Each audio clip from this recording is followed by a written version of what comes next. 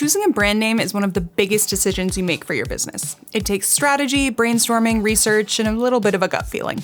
I'm Maddie Mack, Associate Director of Content at Lemonly, and as someone who grew up dreaming of one day naming paint colors, yes really, I've been thrilled to help clients navigate a range of naming projects as part of Lemonly's branding services. Today we're going to talk about things to keep in mind when you're choosing a name for your brand, product, service, or other nameable aspect of your business. I have 6 categories of names to walk you through, each with its own pros, cons, and considerations to keep in mind.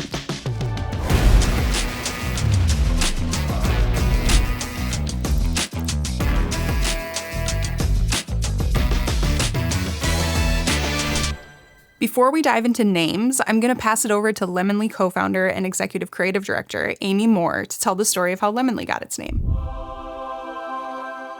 When my co-founder, John T. Meyer, and I started an infographic design company back in 2011, atypical URL extensions were all the rage. .ee, .co, and .ly are some examples. We considered a variety of names for our new company, including Lefty, playing on the idea of left-hand people being allegedly more right brain dominant, the creative side of the brain. Is that real science? Who knows? Some of the logo designs I was playing with for that one included a polar bear, since polar bears are often left-handed. Mascots were also pretty popular at the time. And that was really the issue with Lefty. We had a name, but we didn't have much else. The concept felt clever enough at first, but once we decided to build a full brand around it, there wasn't a clear vibe. There wasn't much personality. It didn't give us a strong world to design within. So we went back to the domain search and started exploring .ly URLs, just words we liked paired with ly. Then we remembered lemon.ly. My co-founder had already purchased that domain, so we didn't even have to buy it. And once we started saying Lemonly out loud, it just felt right. It was bright, friendly, a little unexpected, and easy to remember. Lemonly was born. Here's the original logo. Yes, it included the dot. Yes, fellow designers, that is the lobster font. It was a different time. I refreshed the logo after a few years, and we dropped the dot. Now you can find us and our lovely non-lobster logo at lemonly.com. People sometimes assume that Lemonly was inspired by Meyer Lemons, since John's last name is Meyer, but we kind of retrofitted a different story to explain our choice. Lemonly takes your data and turns it into clear, beautiful designs. We take your lemons and make lemonade.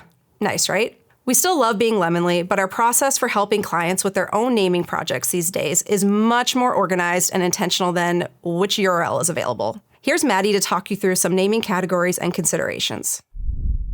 Thanks, Amy. Pause up for the polar bear mascot that could have been.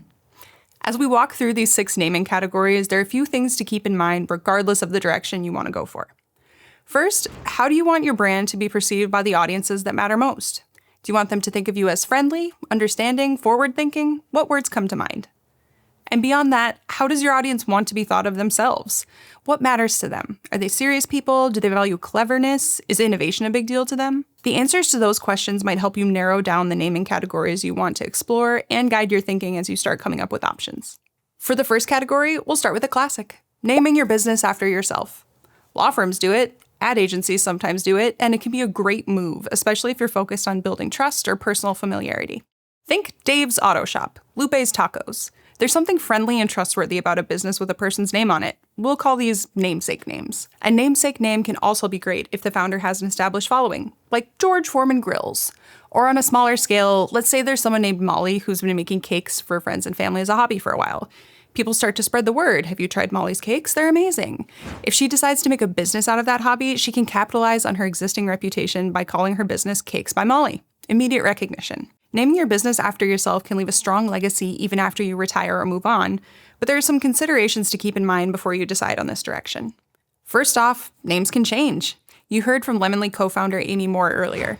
If she and John had gone the namesake route for Lemonly in 2011, it wouldn't have been Meyer and Moore. It would have been Meyer and Colgan, which was Amy's last name before she got married. Another thing to be aware of, if you use your name for your business, any team members you hire aren't just representing your organization or your brand, they're representing your name. The public perception of your organization will also be the public perception of you as a person. That can be pretty great, but it can also be risky. Next, if you want to have a personal connection to your brand name without directly including your own name, consider a story-based option. Story-based names use words or phrases that evoke aspects of the company's history, personality, geography, lore, or other related concept. These names can be inspired by anything related to the background of the company or its founders. For instance, Lemonly would sort of be a story-based name if it was indeed inspired by Meyer Lemons. Alas, it was not. You can get pretty creative with story-based names, looking at hobbies, childhood nicknames, inside jokes, signature pieces of clothing, pets. I once pitched naming a product after the client's favorite horse, so shout out to Sable, you majestic creature. Story-based names can also be inspired by physical locations. Our home state of South Dakota has one single area code, 605, so you'll find tons of brands around here with that number included. Having a story-based name can be a great conversation starter. People love stories, and your story will probably make your brand memorable. On the flip side, depending on how you frame it, your story-based name might not make it clear what exactly you do, especially if people hear the name without hearing the story. Up next, if you really want to be clear about what kind of business you are, consider a descriptive name. Descriptive names describe what your company does. It's pretty simple and usually very effective. Any Parks and Recreation fans here? On that show, Ron Swanson's company is called Very Good Building and Development Company. Even if you haven't seen the show, you can probably guess what his company does: construction and property development, and whether or not it's very good. Descriptive names do so much heavy lifting for your brand. You don't have to spend as much time and effort making sure your audience associates your company with your industry and function. It's in the name. It's like a shortcut. Descriptive names are usually also good for SEO, since your descriptive name likely includes the keywords your most valuable audiences are looking for. Though the trade-off can be that your brand ends up competing with those general keywords for ranking. For example, if Lemonly had gone for a descriptive name, it might have been something like the Infographic Studio. And that brings up another important consideration for descriptive names. They can box you in. That's probably fine for a building and development company, but think about your industry and whether your descriptive business name describes what you offer today and what you could be offering in 10 years. If you're called the Infographic Studio, people will expect you to create infographics, even if your services eventually expand beyond that. Potential customers might not realize you also do videos, branding work, and other cool creative stuff, like Lemonly does, which you can see on lemonly.com. Another thing to be aware of with descriptive names, they can limit the visual styles that make sense for you. It would be a little weird to be called the Infographic Studio and have a polar bear mascot or lemon-themed branding. Descriptive names typically pair well with more straightforward visual styles. That's not to say they have to be boring, you just want to be sure the vibes match up. It might also be hard to claim social media handles and URLs and such for descriptive brand names. They tend to already be taken more often than other name types. Next is our fourth naming category. If you aren't sure you want to be full on descriptive but still want to hit your audience with the general vibe of what you're about, consider an evocative name. With an evocative name, you're not saying exactly what you do, but you've got the spirit of it. For example, with a more evocative name, Lemonly might have been Epiphany Graphics. We're not saying we design infographics, but we're suggesting we are involved with creating understanding, which infographics do. Unlike strictly descriptive names, evocative names generally leave the door open for expansion in your business without having to rebrand. Whatever you offer in the future, the general vibe of your business will probably stay pretty consistent. Evocative names can be inspired by feelings, goals, results, basically any words you'd want your audience to associate with your brand. For example, our sister agency ClickRain got its name when its founder and his wife wrote out a bunch of words they'd associate with successful digital marketing, along with a variety of other words, and then started pairing them up until they found a combination they liked. ClickRain, a rain of clicks, beautiful, evocative. And the URL was available. Evocative names are generally a little less tangible or familiar than the first three categories of names we covered. And the last two get even more out there, so buckle up.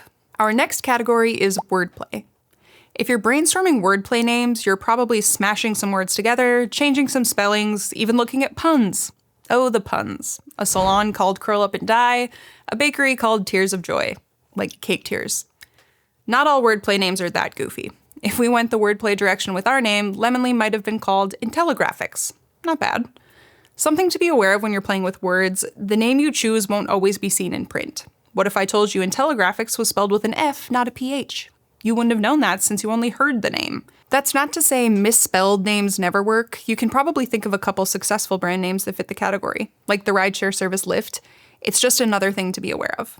A benefit of wordplay names, it can be pretty easy to claim social media handles and URLs and such.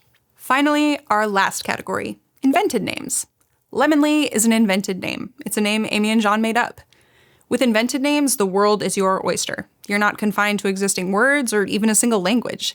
You can pick a name just because it's fun to say. Like Lemonly. It's a joy every time. If you're interested in going this route for your brand name, I strongly encourage you to pick at least one syllable that's part of an identifiable word. Like lemon, It usually makes your name easier to remember and more intuitive to pronounce. Like wordplay names, invented names are generally easier to claim online when snagging your domain name and social media handles. The downside, compared to a more descriptive name, is you might have to do more work to help customers, the public, and even search engines understand what you do and what industry you're in. Not a deal breaker by any means, but something to be aware of with your brand strategy and marketing. A tagline or slogan to go with your name adds that bit of clarity. Those are our 6 high-level naming categories. Now, don't let these categories limit you when you're starting to explore your name options. Some names we pitch to clients for branding projects fit neatly into one category. Some can blur the lines between categories. Sometimes there's a total wild card that pops up during brainstorming. You never know.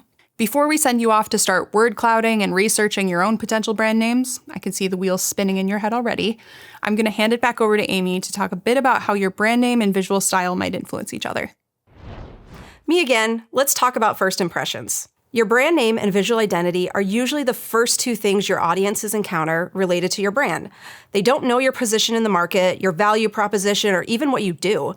They just know your brand's name and what it looks like at a glance. To make a solid first impression, your name and visual identity, your logos, colors, all that good stuff, should work well together. Lemony wouldn't feel right as a brand if our name was paired with a logo in a serif font and a muted color palette. Our name is fun, bright, and unique, and our brand should reflect that. When in doubt, go back to those questions we talked about earlier. What words should your audience associate with your brand? And what matters most to that audience? The answers to those questions should inform both your name and your visual identity. If you're trying to sell enterprise-level cybersecurity solutions, you probably want your audience to think of you as future-focused, reliable, and cutting-edge. Security and innovation matter to your audience. If you're building a brand with those descriptors in mind, you probably don't want to take too much visual inspiration from 1980s bowling alleys. That doesn't mean your logo, colors, and visual elements should be boring. It just means that they should be aligned with how you want to be perceived, just like your brand name. Another way your name and visual identity can work together is through a smart visual detail, especially in your logo. Something that adds meaning, reinforces your story, or gives your audience a memorable aha moment. For example, Lemonly's wordmark includes a lemon as the letter O. At first glance, it's playful and memorable, which fits our name, but there's another layer to it. The different colored wedges in the lemon also form a pie chart, which nods to Lemonly's expertise in data visualization.